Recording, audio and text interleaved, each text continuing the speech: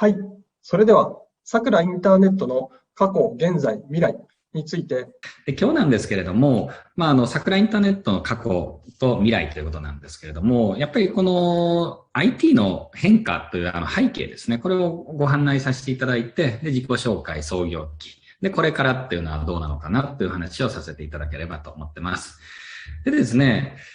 高専っていうとものづくりが中心だったわけなんですけれども、実は今、ものの大半がソフトウェアで動いてるというのを皆さんご存知かと思います。で、最近、いちごジャムが手に入らなくなったって話がね、ありますけれども、半導体が不足して、もう何もできなくなってるというのはこの世の中だというのを皆さんもご存知かと思います。なので、物が不足すると困るということなんですけれども、どちらかというと、物が不足しているというより、ソフトウェアを動かすものが不足しているというふうな時代になっています。で、意外と知られてないのが、もうケーブル、ね、充電ケーブルが iPhone に挿したときに、このケーブルは対応してませんとかって言いますけれども、あれなんでそれが言うかっていうとですね、ソフトウェアで認証してるからなんですよね。要はケーブル一本の中にまでソフトウェアが含まれている。そんな世界になっているというのをまず最初に押さえたいんですけれども、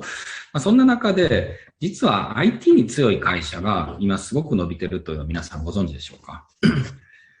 そのグラフは時価総額と呼ばれる、いわゆる成長曲線ですよね。で、実は1989年、日本がバブル華やかりし頃というのは、世界の時価総額のトップ10のうちの大半が日本の企業だったんですね。ジャパンアズアナンバーワンと言われてた時代。銀行とものづくり企業がすごく強かった時代なんですけれども、それから2010年になってですね、ちょっと見にくいですけど、日本の企業がなくなってます。2019年になっても日本の企業はいません。で、2021年になってもやっぱりいません。でですね、日本企業が弱くなったってよく言われますけれども、僕はそれはちょっと理解が違うんじゃないかなと思ってます。日本の企業が弱くなったんじゃなくて、世界の企業が強くなっただけだと思うんですね。それも IT の力で。でですね、日本というか、世界のトップ10が、一番左のね、グラフなわけですけれども、アップル一社で、これらを凌駕しているというのが現状です。とにかく膨張してるんですね、世界がですね。で、今、物不足だっていうことをよく言われてますけれども、それでも IT 企業っていうのはすごい稼いでいます。なんでかっていうと、物を仕入れて売ってる会社っていうのは、物が不足したり、物が高くなると、当然のことながらビジネスが成り立たないわけですし、そもそも人口が増えていくと、物が足らなくなるわけなんですよね。そんな時代の中でも、デジタル上でビジネスをする会社は、未だに残っているというのが、この重要な背景になっています。で、もう一個これお話ししたいのが、労働者の数かける労働時間が、価値になる。というのは一昔前の考え方。要は物を作って大量に時間を費やせば価値ができるっていうことがあったんですけれども、デジタルの世界ってもう完全にクリエイティビティに変わっちゃってるんですね。例えば、ゲームってあるじゃないですか。ゲームって、一人の人がプレイをしたとしても、100万人の人がプレイをしたとしても、開発にかかるコストって変わんないんですよね。おまけに配信自体はオンラインでされてる時代ですから、そういった意味で言うと、本当に個人のクリエイティビティがそのまま価値になるというふうな時代になってきました。で、高専のあり方もこれから変わるだろうなと思ってるのが、高専生ってどちらかというと大量に優秀な人を育てるっていうことにフォーカスをしていたんですよね。なので、労働者の数が、とにかくエンジニアの数が足らないっていう高度経済成長期に作られたのが高専なわけですけれども、実は高専人材の価値が数ではなくてその質に変わってきているというのが皆さんも感じているところだと思います。で、高専って何がすごいかっていうと、自分たちで物を作って、自分たちでそれをもう外へ出していく能力を全てを持っていると。で、今までだとどうしても会社に入らないとその能力が活かせなかったんですよね。例えば、高価な工作機械とかですね。例えば、そうだな、サプライチェーンであったりだとかですね、そういったものがないと、能力を活かせなかったと。だから個人の能力だけじゃなくて、資本が必要だったわけなんですよね。でも今って、クリエイティビティがそのまま既存のインフラの上で最大化できるということ。これが大きな変化だというふうに私は考えています。で、実際ですね、昔はリアルの世界が中心で、それの添え物としてデジタルがあったんですけども、今はリアルとデジタルっていうのは大体直結してきて、ただ最近すごいのは e スポーツなんていうと、もう完全にデジタル上の話になってるわけですよね。あと NFT なんかもそうですよね。ものがそこにあるわけじゃないけれども、それに価値がつくということを意味しています。で、そんな不思議だなって思うかもしれないですけども、よくよく考えてみると、音楽なんてもともとそうですよね。絵なんかもそうですよね。絵って多分、シルクのなんかとか、キャンバスに金払ってるわけでもないし、絵の具代にお金払ってるわけでもなくて、作られた絵に対してお金払ってますよね。で、音楽なんかも、なんでしょう、CD という、プラスチックの板に対してお金を払ってるんじゃなくて、コンテンツに対して、お金を払ってるわけです。ただ、どうしても人間物じゃないと認識ができないから、CD っていう形にしたりだとか、ソフトウェアのパッケージっていうのにして店に並べたりだとか、あと絵なんかもですね、キャンバスに転写してやってたわけですけれども、そもそも物を返さなくても本当に欲しいのは紙でもなければプラスチックでもないわけで、やっぱり中のコンテンツクリエイティブなんですよね。そういう時代がデジタルによってさらに広がっていくだろう。そういうデジタル経済圏ができているというのが実はあります。でですね、これを見ていただきたいんですが、ムーンショット型研究開発制度っていうのは最近文科省から出されてますけれども、2050年までに人が身体の空間、時間の制約から解放された社会を実現するって恐ろしいですよね。で、ドラえもんの世界って実現するかどうかって話があったんですけれども、多分タケコプターをリアル世界で作るのは難しかったとしても、デジタル社会だとすぐできるわけですよね。最近ツイッターでバズったマインクラフト上で街を作ってみたっていうのがありましたけれども、本当にリアルな世界がデジタル上で、起こってるわけですよね。でもそれってデジタル上じゃないかって言われるかもしれないですけれども、今、人間はデジタル上に使う時間すごい増えてるんですよね。ってことは、1日12時間デジタル上にいたとしたら、もうデジタルの住民なわけです。それがアバター、メタバース、NFT という形で出てきているというのがあります。でもう一つ、言っておきたいのが、地球の人口っていうのは多すぎるってことなんですよね。土地をめぐって今でも争ってるわけですけれども、また資源が足らないって言って争ってるわけですけれども、どうもですね、世界っていうのは15億人ぐらいしか住めないらしいんですね。そう言われてきたのに、すでに80億人地球には住んでいます。いや、オーバーシュートしてるんですよね。でも、このコロナ禍でですね、CO2 の排出量が減って、で、海洋資源がすごく豊富になって、で、私今沖縄に住んでますけども、海が観光客が少なくなってすごく綺麗になったんですよね。で、これは何を示しているかっていうとですね、とはいえ人間はこの2年間コロナ禍でも生きてきたわけですけれども、実はデジタル上に経済活動が移ったおかげで、地球はよりまだたくさんの人が文化的に過ごせるようになったと私は思ってます。で、人間15億人しか住めないのになぜこんなにたくさん住めてるのかっていうと、やっぱり知恵なんですよね。イノベーションであったりだとか。例えば、狩猟採集をしてると、地球上の生き物っていなくなっちゃうわけですよね。実際マンモスっていうのは人間が取りすぎて死んだという説もあるぐらいです。でも人間が狩猟採集をしてたのを定住をして農耕であったり酪農を始めたんですよね。例えば牛を飼い始める、鳥を飼い始める。で、養殖をする。で、なんでしょう、作物に関しても自分たちで、なんでしょう、植えて育てると。そういうことをすることで、たくさんの人がカロリーを取れるようになったわけです。なので、最初のイノベーションは食料を、なんでしょう、定住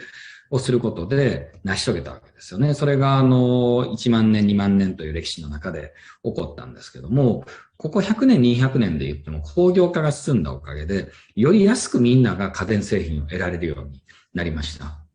で、それによってよりたくさんの人が文化的な生活をできるようになったんですけれども、さらにテクノロジーが進んで IT によって、もう本当にアフリカの方とか発展途上国の方では、電話よりも先にスマホが普及したっていうふうに言われてるぐらいにデジタル化が進んでるわけですよね。で、そういったプラットフォームが広がることで、多くの人が文化的に生活ができるようになり、で、先進国は、なんでしょう、物理的な空間を浪費することなくデジタル上で仕事をする率を広げる、活動する率を広げる。例えば観光もデジタル上でやることによって、より現地に行く価値っていうのは高まるし、かつ、稼げるわけですよね、観光地もですね。今までは、そこの観光地の環境を、バーターとして差し出して稼いでたわけだけれども、本当の価値をデジタル上で表現することで、その地域が稼げるかもしれない。まあそういうふうになってくると、80億人よりもまだまだ増える人口が幸せに暮らせるんじゃなかろうかというふうに私は思う。まあこれがスタートなんですけれども、そんな中で私はインターネットの可能性に、すごく感じてですね、起業をさせていただいたというところです。でですね、桜インターネットのここからは創業期ということでお話をさせていただきたいんですけれども、これですね、私自身78年生まれ。まあ、ちょうど円高ドル安になった時期ですね。円がすっごい勢いで上がっていって、私が生まれた土曜日に、なお一層円高っていうね、記事を私は、生まれた時の新聞で見ました。なので、日本が本当に強くなり始める頃に私生まれたんですね。で、小学校の頃とか、光化学スモッグっていうですね、もうとにかく公害っていうキーワードがよくあったんですけども、外へ出ると喘息になるでって言われたぐらいに、地球の環境が悪くなってた。まあ、日本の環境悪かったんですけども、だんだん良くなり始めてた時期でもあるんですね。公害が終わって、これからは浪費する社会良くないんじゃないか、なんて言われてって、で、90年ぐらいになって中学入学して将来はロボットのエンジニアになろうということで高専を目指したわけなんですけれども、その頃バブルが崩壊してですね、93年に入学した頃には、もう日本のものづくり大国っていうのはほぼなくなっていた時代になってます。で、そんな中で、とはいえ僕ロボコンをやってました。でですね、その時にロボコンのロボット作るのも楽しいんだけども、その CAD のデータを共有して、瞬時に複数の人がデータを一緒に編集できる。これはすごいなと。これは何だというところでコンピュータネットワークに出会います。で、コンピュータネットワークそもそもすごいのに、これが世界でつながるらしいぞということを聞いたわけなんですよね。で、その中で、これはインターネットがこれから来るなと。いうことでですね、自分でホームページを作ったりとか、友達のホームページを作ってあげたりだとかしてる中で、サーバーやって面白いなっていうふうに思いました。で、これからリアルにあったものがどんどんデジタル上に乗っかってくると。で、そこで一番重要なのはサーバーやだし、自分自身は自分でクリエイティビティの高いものは出せないんだけれども、友達がすごい綺麗な絵を描いたりだとかですね、いい音楽を作ったりして、ホームページで公開して、たくさんの人が見に来ると。それがすごく良かったんですよね。で、高専時代に、就職しないといけないという時期にですね、もうこの仕事を辞めるぐらいだったら、この仕事で生涯暮らしていきたいなと思って、実は18歳の時、高専4年生の時に桜インターネットを創業するに至ります。で、先ほど苦労話もって話があったんですけれども、実は18で起業してるんで、経営なんて全くわからないわけですよね。ただ、やっぱりいい人との出会いっていうのはたくさんありました。で、その中で、ベンチャーっていうのがこれから流行るらしいと。なので、田中さんのところはそれベンチャービジネスだから、投資家とか証券会社さんに紹介した方がいいよと言われたんですね。で、その中で、実は98年から99年にかけてですね、投資をしてもらおうという話になったんですね。で、投資をしてもらったらもっとたくさんのサーバーが買えるし、もっと大きなデータセンターが建てられるよね。ということで、始めたのが98年、9年ぐらいです。で、実際にたくさんの人が投資をしてくれました。で、たくさんの人が投資してくれたんで、たくさん我々自身もデータセンターサーバーに投資ができたんですよね。でもなかなか話はうまくいかなくて、2001年にネットバブルが崩壊するんですよね。で、その時、今でも覚えてますけど、日に日にお金がなくなっていくし、すごい投資をして、お金払ってもらうつもりで投資してるんだけども、そのお客様が倒産するわけですよね。だからもう倒産したところにお金を回収しに行くみたいなね、毎日だったわけなんですよね。それどころかこっちまで回収されそうになるぐらいだから、ただやっぱりね、捨てる紙あれば拾う紙ありだなと思って、実は、その頃 SNS が流行り始めたんですね。2003年ぐらいですかね。で、ミクシーさんとかグリーさん、サイバーエージェントさん、ハテナさん、こういったよく聞くような当時の会社さんが軒並み当社のお客様だったもんですから、もう毎日毎日サーバーが足らないっていうんで、いわゆる欠乏状態ですよね。で、足らなかったらもういくらでも買ってくれますから、そんな中で、そういうスタートアップと呼ばれるベンチャー企業さんたちですね、に助けられながら、実は2005年に上場するに至ります。で上場した時に27歳かな。なので、実は史上4番目に若く上場しました。ただですね、そんな浮ついた感じで勢いよくいったもんだから、その2年後に多角化経営に失敗してですね、やっぱりスピードは4番目の速さなんですけども、債務超過に陥ります。で、経営危機がまたやってくると。で、その時にいろいろ出資していただける方もいて、現在に至るというところです。ただ会社って一回失敗すると、やっぱり保守的になるんですよね。投資をしなくなる。これって日本の多くの企業と一緒だと思っています。日本の会社って最初から保守的だったんじゃなくて、どんどん投資をする中で、すごい勢いで失敗するもんだから、もうだんだん何もやんなくなるんですよね。だから失敗するぐらいだったら現状維持にしようっていうことなんだけども、現状維持してたらやっぱ面白くないわけですよね。でそんな中で、すごい成長したい人はもう出て行って新しいスタートアップに行っちゃうし、でも維持したい人だけ残った会社っていうのは当然成長しなくなるわけですね。それは桜インターネットも同じでした。ただ私自身もこのままだともう本当に仕事やってても面白くないなって思ってですね。で、その時にこの原ジョージさんとの出会いって書いてますけれども、この人は新しい資本主義っていうのを提唱している方です。岸田政権でまさしくそれを鵜呑みというか丸飲みして、今、新しい資本主義を実践しているみたいですけれども、原さん曰く、何でしょう、目先の株主のために仕事をするんじゃなくて、お客様であったり、社員であったりだとか、地域社会であったり、公益ですよね。公益のために仕事をした方が会社は絶対成長するし、成長したら将来株主は儲かるじゃないかと。なので、直近で株主を儲からすんじゃなくて、本当に、何でしょう、公益のことを考えて仕事をして、会社の価値が上がって、最終的に株主が果実を取ればいいじゃないかと。これ重要なのは資本主義とか株主については、無視してないんですよね。もう、むしろ、資本主義であり、最終的に株主が儲かるっていうことを言ってるんだけども、今の企業ってやっぱり短絡的に株主を喜ばすことに、やっぱり力を注ぎすぎてるというふうに思います。そんな中で原さんが中長期の経営をすることで株主が最終的に儲かるんじゃないかということを提唱されて、実は、もう一回成長しようということで成長曲線に我々も乗せたというのがあります。で、そんな中でですね、会社っていうのは儲けるためにやってるわけじゃないよねっていうことに行き着くわけなんですよね。要は仕事をするっていうのは本来楽しいものであるはずなんだけれども、いつの間にか楽しくないように仕組まれてるんじゃなかろうかというふうに思いました。で、これが4番目のこれからの働くって話なんですけれども、イノベーションオブライフって本がありまして、ぜひ読んでいただきたいんですけれども、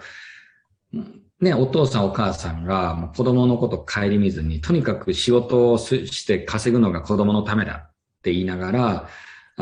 結局20年、30年働いた挙句、結局、子供は大きくなっちゃってですね、子供と楽しく過ごそうとしても、その時にはもう子供大きくなっちゃってるということで往々にしてあるわけですね。で、人によってはもう仕事で成績上げるのが家族のためだからと言って、もう仕事にすごいのめり込んだ挙句、不正をしちゃったりとかするんですよね。だから何のために仕事してるのかっていうと、なんか人生を楽しく過ごすための手段として仕事なんだけども、仕事のために生きるような状況にやっぱりなりがちだというふうに思うんですね。なのでそんな中でやっぱりこのグラフを見てもらいたいんですけども、自分の表現っていうのがあるんですけども、これ世界の人に取ったアンケート、アドビが取ったやつなんですけども、3年前に。世界で最もクリエイティブな国っていうので、ダントツトップだったのは日本だったんですよね。周りの人はすごい評価をしてると。で、右側ですね。自分がクリエイティブかっていうと、41% の人はクリエイティブだって言うんですけれども、実は日本人にアンケートを取ると 13% しかクリエイティブじゃないって言うんですよね。これは不思議なもんで、世界からはクリエイティビティの高い国だと、ナンバーワンだと言われているのに、当の日本人っていうのは、自分はクリエイティブだと思ってないわけなんですよね。でも、この同じアンケートで、ここ最近、クリエイティブの可能性が広がったかっていうと、非常にそう思って言う人が多いんですよね。最近、なんでしょう、就活をしている学生さんにいろいろ質問されて答えたんですけども、自分が何をやりたいかわからないっていう人多いんですよね。でも、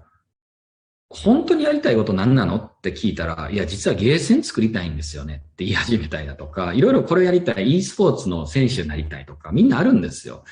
でも生まれてからずっと、いや、そんなんはダメだとか、先生であったり、親であったり、周りの友達から否定される中で、どんどん自分を隠すようになっていっちゃうんですよね。でも今一番重要なのってクリエイティビティですから、自分が何をやりたいかです。まあ言ってる僕だって、本当に何をやりたいのかっていうのは、実は分かってなかったんですよね。で、いろんな人から聞かれるうちに、何やりたいのかなと思い始めて、で、ある時ですね、やりたいことっていうのは消火器みたいなもんだという話を聞きました。消火器って探せば出てくるけれども、探さない限り後から思いつかないんですよね。あれ、消火器どこにあったかなと。でも消火器どこにあるかなと思って歩くと、多分ね、家に帰るまでに10個、20個は見つかるんですよ。電車の中にもあるし、バスの中にもあるし、駅にだってあるし、通りにだってあるわけです。やりたいことも同じだと思っていて、やっぱり自分がやりたいと思ったことを否定されてぎゅーっと隠しちゃうんじゃなくて、どんどん自分がやりたいことを探そうということがあるんですね。で、なんでしょう、内発的動機ってそれ言うんです。自分がやりたいって思う気持ちですよね。で、それを、できるに変える。実は桜インターネットのシャツはやりたいことをできるに変えるというものなんですけれども、自分がやりたいって思ったことをいかに実現させるかっていうこと。で、せっかくの人生の大切な時間ですから、せっかくならね、やっぱり楽しく過ごしたいよねっていうふうに思います。で、そんな中で最後にちょっとお伝えしたいのが、成功と失敗ってどっからやってくるのかみたいなことです。でですね、僕は失敗しないことはできるんだけども、成功の条件ってなかなかないなって思うんですよね。実際に企業なんかでも失敗しないようにはするんだけれども、実は重要なのって成功の十分条件って熱量、人のネットワーク、運だと思うんですよね。だから起こったことが、例えばこけて、怪我して痛かって運が悪かったって思うか、こけて骨折しなくてよかったなって自分は運がいいと思うかっていうのはもう完全に自分の気持ち次第なんですよね。それをどういうふうに捉えるかってこと次第。で、成功してる経営者って運が悪い俺はって言ってる人ほとんどいないですし、あとは熱量高いですよね。で、あと人のつながり多いですよね。HNK もそうだと思いますけれども、結局のところ、最近何でもかんでもネットで検索できるし、コピーできるから、失敗しない条件って前例にのっとったなんぼでもあるんですけども、成功ってやっぱり他の人より抜きんでないといけないんで、コピーされないもの、容易に検索できないものである必要があるわけですよね。そういった中で言うと、やっぱり自分がこれやりたいんだって思いをやっぱり高めていく、そういう社会をね、私自身はやっぱりちゃんと作っていきたいなと思う次第です。というところで、ちょっと20分をちょっとだけオーバーしましたけども、やりたいことをできるように変えるというのが我々のモットーですので、皆さん自身も何か気づきにつながっていただければなというふうに思います。ありがとうございました。本日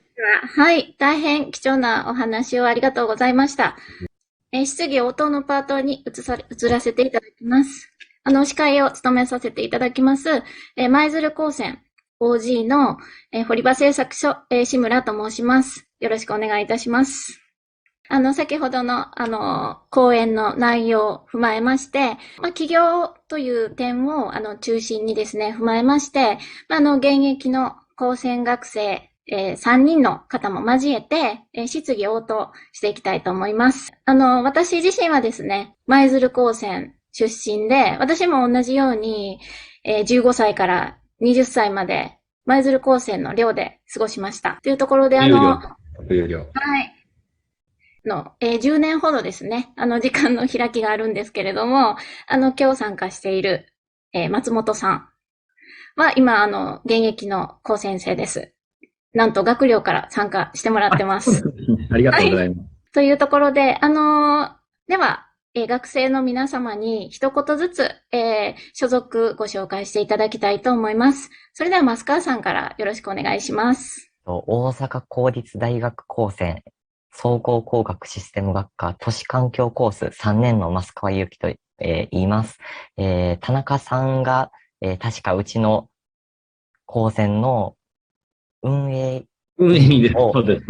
されていて、とても、ね、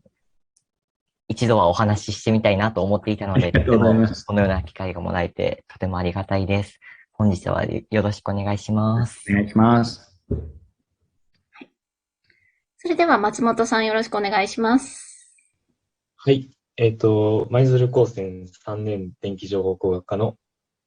すみません、4年です。松本と申します。今日はたくさん、舞鶴高専の、から起業されたお話とか聞けて、本当嬉しかったです。ありがとうございます。ありがとうございます。はい。それでは、木村さんよろしくお願いします。はい。香川高専詫間キャンパス2年情報工学科の木村智文です。で、今現在自分プログラミングとか動画編集とか勉強しているのと、一緒に、自分でブログを運営したりもしていて、やっぱそういった点でサーバーとか、そういった話を聞けるのはすごく自分の中でもありがたいなと思っています。今日はよろしくお願いします。お願いします。お願いします。では、それではですね、増川さんの方から質問いただきたいと思います。はい、今回ですね、田中社長に質問させていただくにあたって、記事を、田中さんについての記事を、いくらか読ませていただきました。はい、読ませていただいた上で、田中社長の考え方であったりだとか、これまでなされてきたことに触れさせていただいて、質問をさせてもらえたらなと思っています。で、桜のスタートアップ支援というページが、ありまして、そこで田中社長が、高専の起業するハードルは、田中さんが起業された時よりも、今の方が、だいぶ法的なところから見ても、やりやすくなっているというようなことが書いてあって、僕はその昔の、ハードルというか、起業するハードルの難しさはわからないので、ちょっとそこら辺で質問させていただきたいなと思っています。最近は、高専生が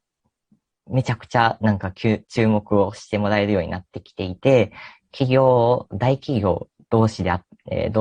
で高専生の取り合いみたいなことが起きてるというようなニュースもいくらか目にするんですけど、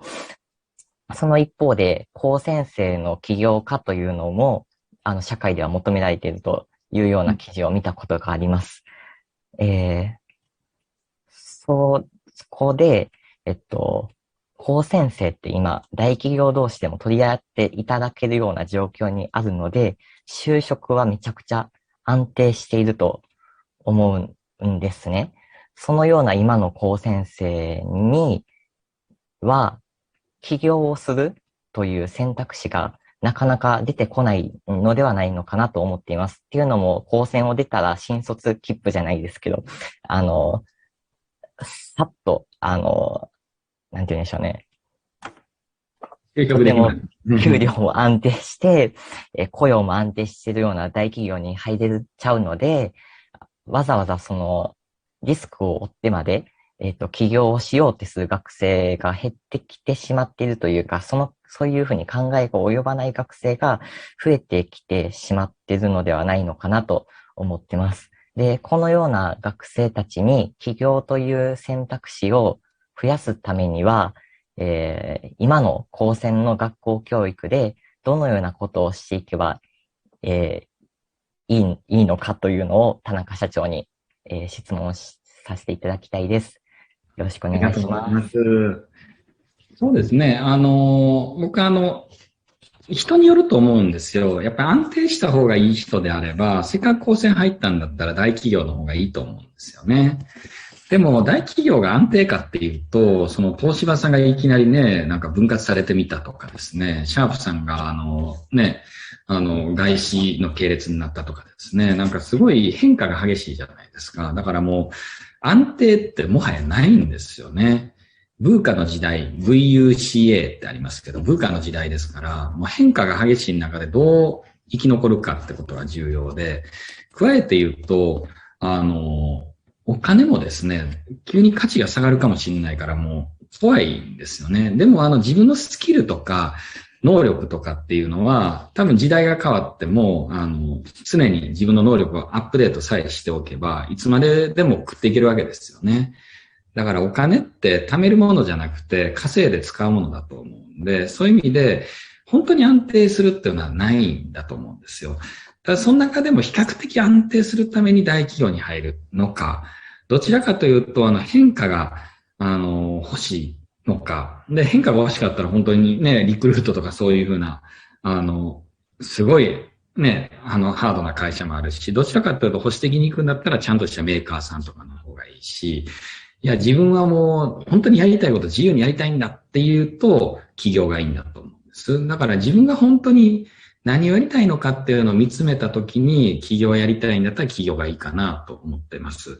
で、起業して僕何が一番良かったかなって今思うのは、自分のやりたいことにお金が使えるってことだと思うんですよ。お金を儲けるというのとはちょっと違っていてですね、なんか起業して成功するとお金持ちになるっていうイメージがあるじゃないですか。でもなんか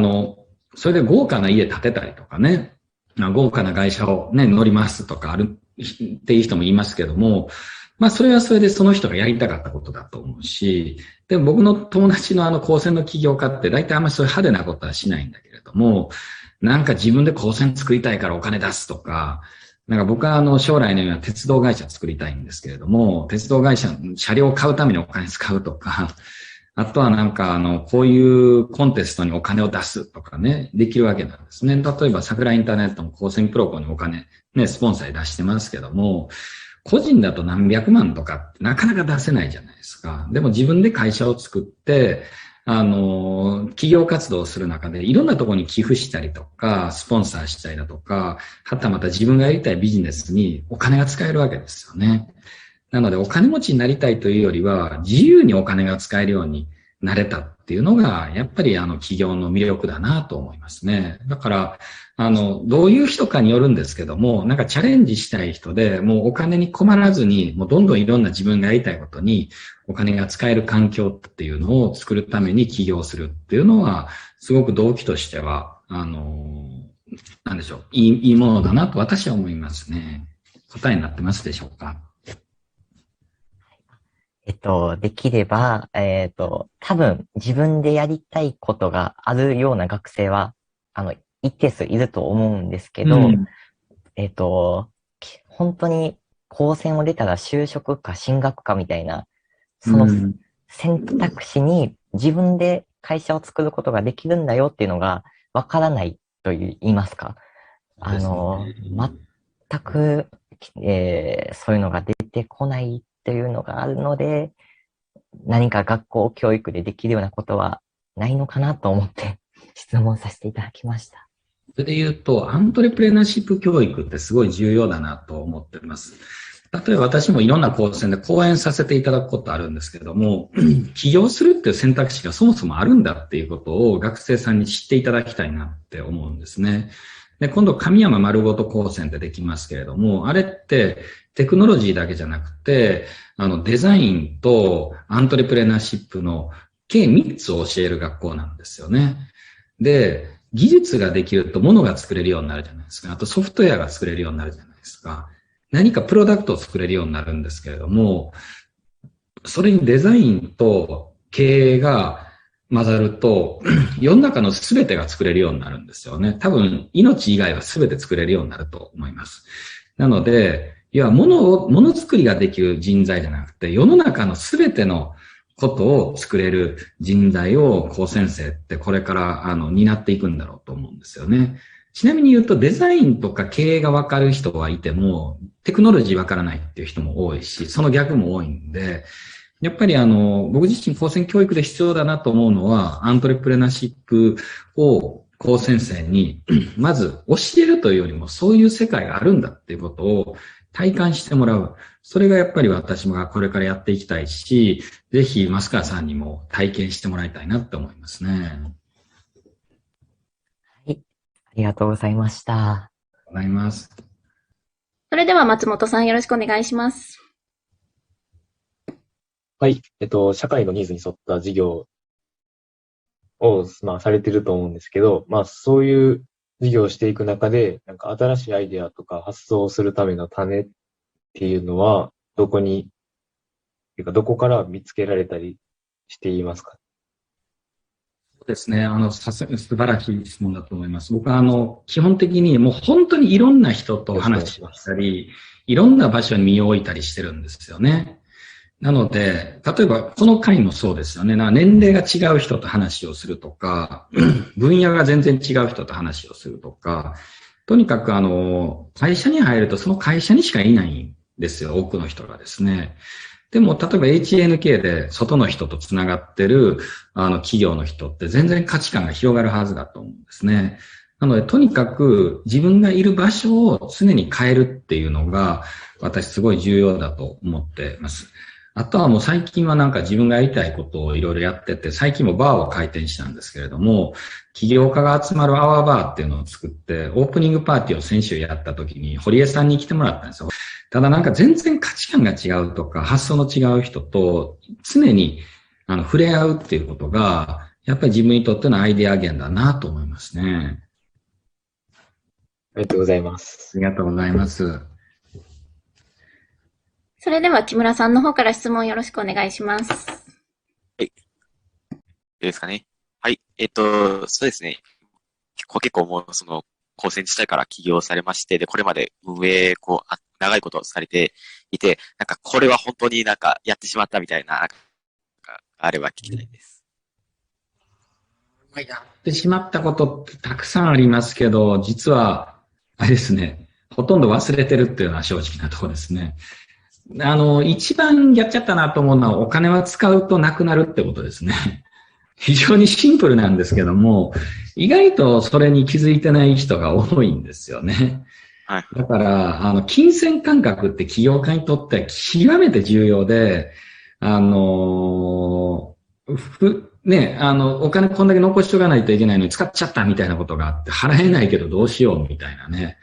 ことで、なんか謝りに行ったりとかね、そういうのがありましたね。あと、技術者だったんで、なんか落としちゃいけないサーバーを落としちゃったとか、書いちゃいけないコンフィギュレーション書いて、ルーターが落ちて、2時間かけてルーター修復しに行くとか、そういうふうな、テクニカル的に失敗したことも結構ありますけども、経営的にはやっぱりお金のことが多いかなと思いますね。私から最後の質問させていただきたいと思います。はい、今年度の桜インターネットの新入社員のコメントでですね、メタバースの中での、役員会議とか取り組んでいかれたいなということを、お話しされていましたが、いろんなものがこれから、Web1、Web2、Web3 と、移り変わっていく中で、いろんなものがオンチェーンになっていくのかなと、思う中で、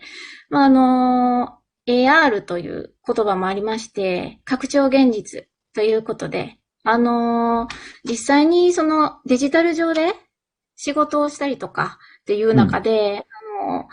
田中社長のその私生活の中で、どのような部分がこう拡張されて、でクリエイティビティになったなっていうふうに感じておられてますか？ご質問ですね。そもそもオンラインで会議ができるっていうこと自体、現実の拡張してるなっていう気もしますし、あと私ダイビングするんですけども、360度画像を撮って、まさしくこれですよね、オキュラスがあるんで、オキュラスでこう被るとですね、本当に海の中にいるみたいになるんですよね。さすがですね、木村さん。オキュラス。最近あれなんです。役員会やりたいなじゃなくてもうやってんですよね。これ全役員が持ってて、で、これかな。ほら、これみんなで会議してた時のやつですけど、これなんか講演をスタイルでやってたんですよね。で、これもそうかな。これ普通にみんなで、メタバース会議をやってたんですけど、もう驚くほどに横にいるみたいになるんですよね。オンライン会議って多分、ズームじゃないですよ、絶対。で、ズームって何が良くないって内職できるじゃないですか。だから、例えば宴会のとかの時も、オンラインで飲み会してたら別のことしてたりとか普通にするけど、普通に対面で飲み会してたら、さすがにスマホでゲームやんないじゃないですか。だからね、やっぱり没入感があるんですよね。だから、メタバース上で言うと、僕は本当に VR チャットとかもそうだし、とにかくオキュラスで、その没入感のある世界に行き、友達とつながるっていうのがやっぱりすごく面白いなと思ってますね。で、自らの生活もまるで横に社員とか役員の人が一緒にいるかのように思えるって、これ多分2、3年経ったらもっとすごいことになるだろうなと思いますね。ありがとうございます。今後の展望としては、この HNK の会議もみんなでオキュラスつけながら、できると楽しいかななんていうふうに感じました。そうですね。ぜひ、使ってみてください。これ、本当に面白いんでですね。